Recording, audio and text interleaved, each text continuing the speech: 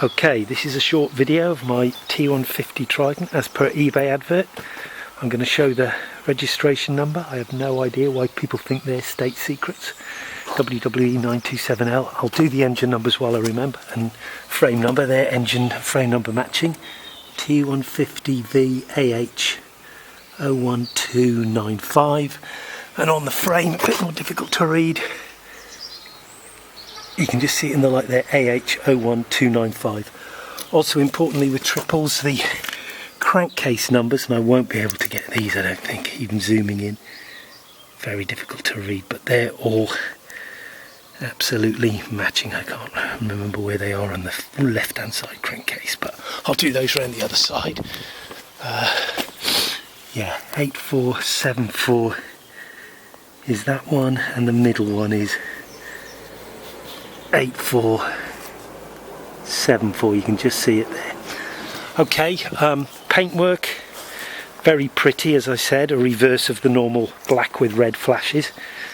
I'll try and show the bubbling. You can just see it there. It's broken the paint a little bit, but it's just bubbling localised around the filler cap. They obviously didn't use a petrol proof lacquer on it. You could do that, I think.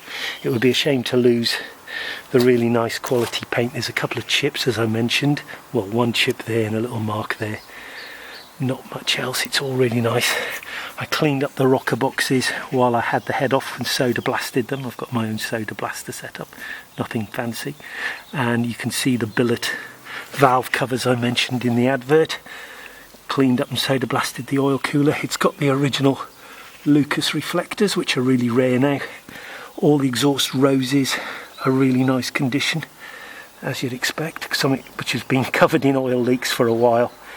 And in California, chrome, I'll go through the chrome.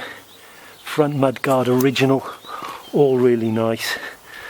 Headlamp bucket, really nice condition, as are the clocks and the bezels. There's a small scratch somewhere on here, you can just see it there. Not hugely noticeable, but they're not expensive. The rims, the indicators are all the original Lucas lenses, which are getting hard to get, and the original Lucas fitments. Chrome on the headlight shrouds is nice. Stanchions are nice and don't leak oil. I did change the fork oil. The rims, front rim is, as I mentioned, a little bit worse. There's the patch of corrosion just there, and there's one on the other side as well, which I'll get around to, but they are the original rims, and to be honest, they're in pretty nice nick, apart from obviously where water settled sometime during a period of non-use. You can just see the one on the other side there. It's got the original cover over the caliper and the master cylinder have both been rebuilt, as has the clutch, as I mentioned. Chrome on the oil cooler is nice, perfect in fact. Side panel badges are very nice. Chrome on the shock absorber springs is very, very good. Frame paint is okay. There's a horn missing on that side, as you can see, and the frame paint's pretty respectable. It's not perfect. Those are the Dunstall copy pipes I've fitted. Tyres, K70s, as I mentioned. Plenty of meat on them, but not particularly. Well, I say plenty. It's legal, but I would personally change those. They're not the best tyre for a bike as relatively quick and heavy as this is by classic standards. There's the rather difficult to photo front one, which has got a lot less wear. Original Lucas headlight. Under the seat, electrics are all original, which is a good and a bad thing, as I've said. It's all fairly tidy. Mudguard all perfect. Frame paint very tidy. Coils are all good, wiring's all good. It's still got the condenser pack in place because it's running, as I said, on coils. You can keep the Zeners, aren't that unreliable, the Zener diode at the front, or change it out for a combined regulator rectifier unit, which aren't expensive. There's the original plate rectifier, which I would change personally. But a new motor battery, you can just see it peeking out there. brilliant batteries, I use them all the time. So there's not a lot more to say about it really. Seat is in really fine condition. The original seat cover, faded Triumph logo, but it is there. And beautiful seat, very reminiscent of the 650 Bonnevilles, which they copied. Well, they didn't copy, it's the same pressing. And 650 style handlebars, which the 72 and earlier Tridents used in any case. There's the mileage, 35,207. So I've done very little mileage on it. A bit of external corrosion on the master cylinder, but it has been rebuilt with new seals by the previous owner. All original Lucas switchgear, which works. New Featherlight Fen Hill clutch cable, which makes the clutch nearly a 2-finger, 3-finger, very easy, very nice. And if I'll try and take some shot of the sump plate underneath, but a bit difficult really. I think you can just see it there. That's an aftermarket LP Williams sump plate.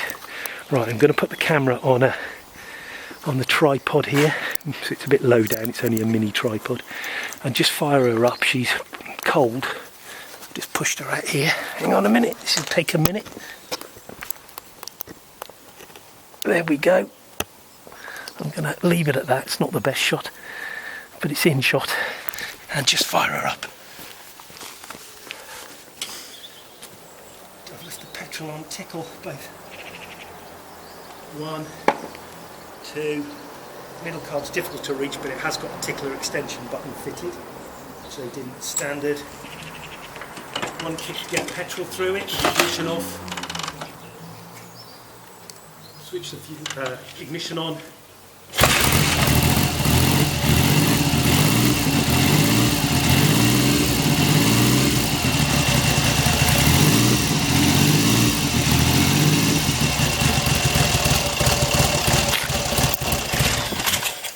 It's stalled because it's cold, but you can see it starts easily, and I'll warm it up and let it tick over for you.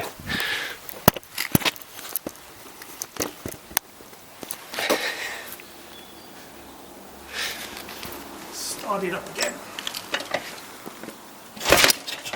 Tickle it again because it's cold.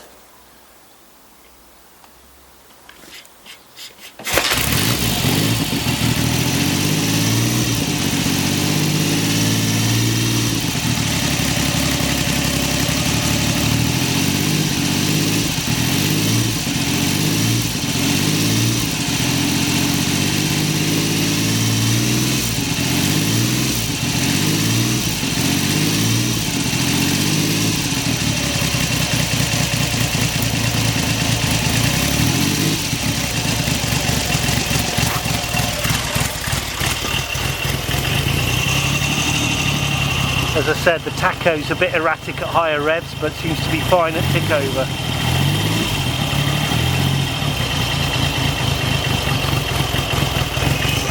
And no obvious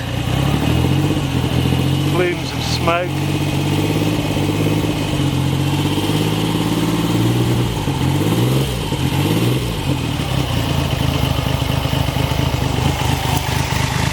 And there she is. Okay, any questions, just contact me and I'll try and I can take more detailed photos or share any information. I'll do a separate video on the paperwork to be posted on the advert along with it. Ticking over nicely now, it's just warmed up a little bit.